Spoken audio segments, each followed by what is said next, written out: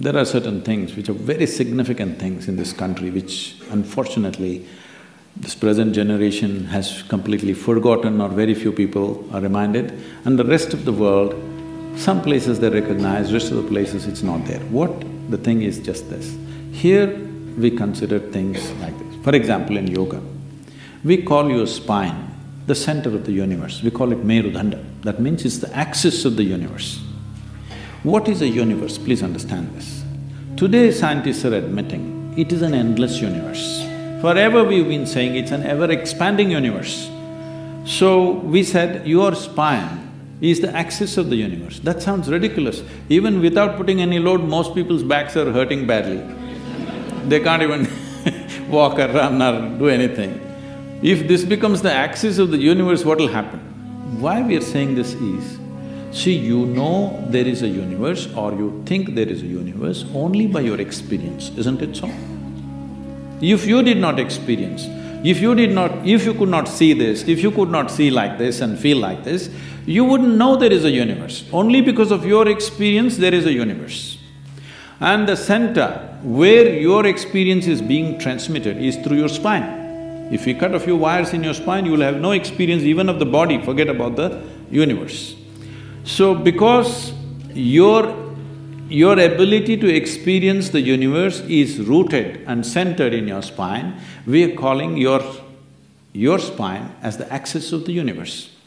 From this basis, we developed a whole possibility for a human being, how not just to believe these things but to make it into a living experience.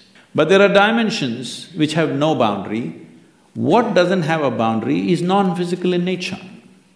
So our focus has always been on that dimension which is non-physical. That is why Shiva became the most important thing, because Shiva means that which is not, that which is non-physical.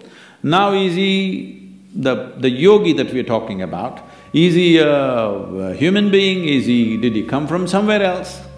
See, there are things, as you said, there is no parentage. When you talk about Shiva, there is no parentage, there is no place of birth. Nobody saw him as a young boy to grow up. All the time when we saw him, he was about the same age. And we don't know where he died, such a significant human being even in those times. If he died somewhere, they should have built a temple, they should have built some kind of a monument for him. Nothing like that happened. So there is no birth, there is no death, there is no parentage, there is no siblings, there is no anything to prove that he was here. Does it mean to say we can assume he came from somewhere?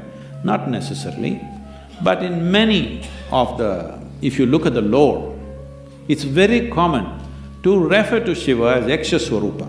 This means, Yakshas means always those kind of beings which are not human but who supposed to have existed in the natural environment in this planet, in the forests and other things. Whatever we were referring to, some kind of beings or creatures or whatever you want to call them, who are not human in nature. So many times in the lore, you will see any number of songs and other things talking about Shiva as a Yaksha Swarupa.